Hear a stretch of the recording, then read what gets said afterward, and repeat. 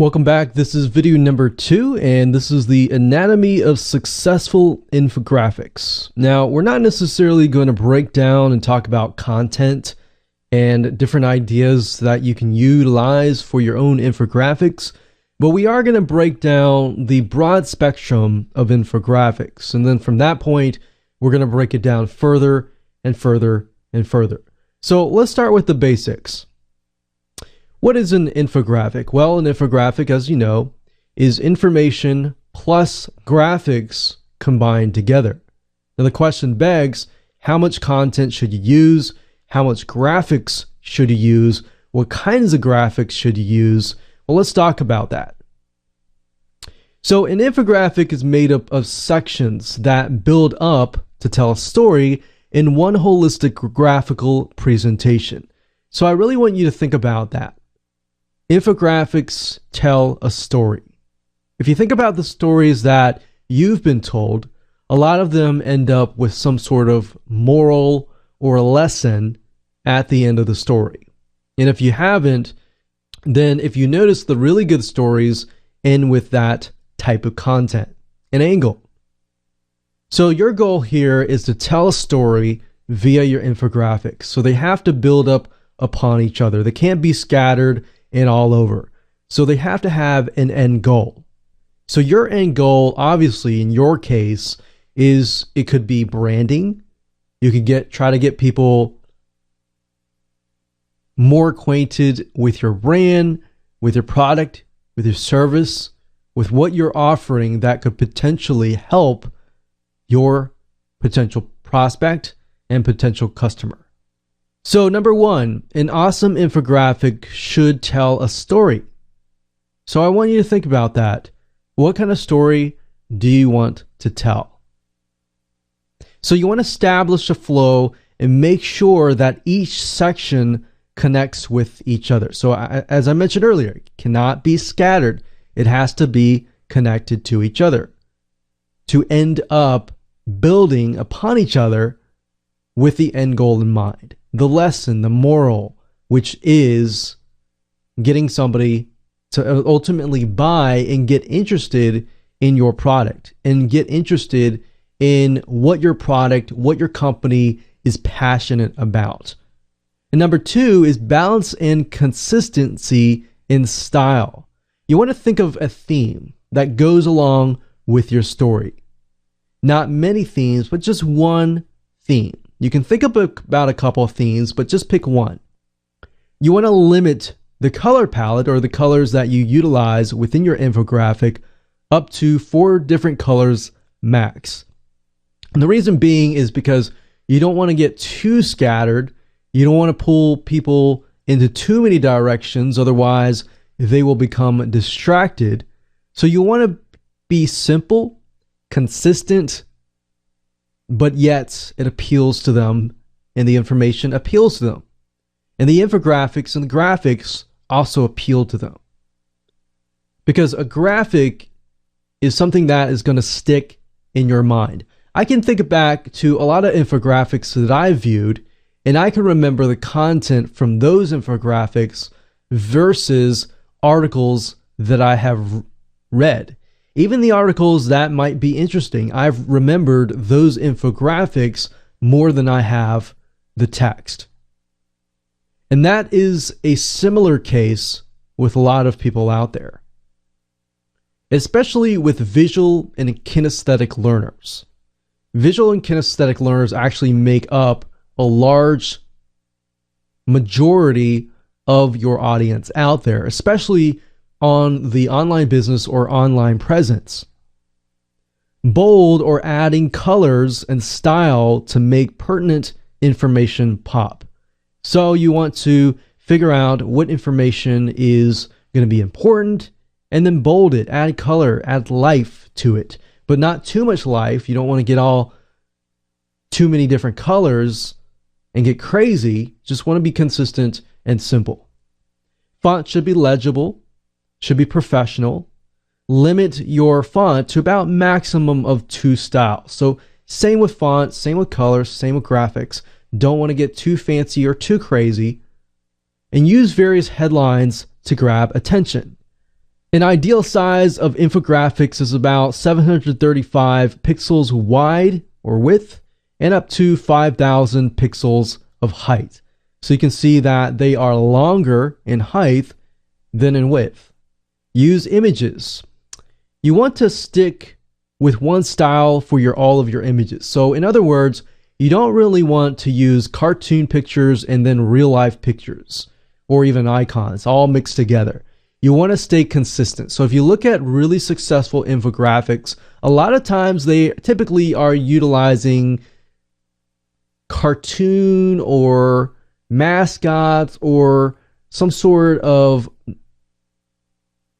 non-live type picture, but it's consistent throughout the whole infographic. It's fine if you want to use real life pictures, but if you use real life pictures and cartoons and all these other different variations of graphics, it just gets confusing and it distracts the eyes. So you don't want that. You want them to pay close attention to what you are trying to offer as far as information goes and graphics goes. And what I would advise you to do is use a JPEG file within the graphics itself. So obviously the big graphics is made up of tiny little images, which I would recommend you use JPEG or even PNG, because JPEGs tend to be compressed images. Therefore, the images are smaller and therefore it takes faster time to actually load. So if you were to utilize bigger pictures, larger size pictures within your infographics, then it's going to slow the load time down. So you have to think about it this way. Not everybody is going to have a super fast connection. Even though you might have it and all your friends might have it or your region might have it, if you're trying to appeal to everybody around the world, some people will only have slow connections. And if that is the case and your infographic takes too long to load, guess what? Just like leaving a website because it takes too long to load, they're going to leave your infographic as well. Number 4 is adding statistics and interesting facts. So obviously, graphics alone is not going to be what sells. What sells is the actual statistics, the graphs, the actual information. The content is what sells. The graphics is what gets people interested and builds upon that curiosity. So you want to add graphs, charts, data to back up your claim, right? You want to share interesting facts to capture your audience's attention. So as you're building up that story, your end goal in mind, you can start jotting down facts, questions, maybe facts or statistics that back up what you're trying to sell. So let's say, for example, that you're trying to sell something related to YouTube marketing or something. Obviously, for that case, you want to back up your stats by saying YouTube gets this many hits, YouTube this gets this many views and conversions and everything like that. So you want to make sure that you have facts and statistics to back up your claim. Otherwise, it's just a graphic. It's nothing really special. So here are some examples of different facts, different sales copy essentially that you can utilize.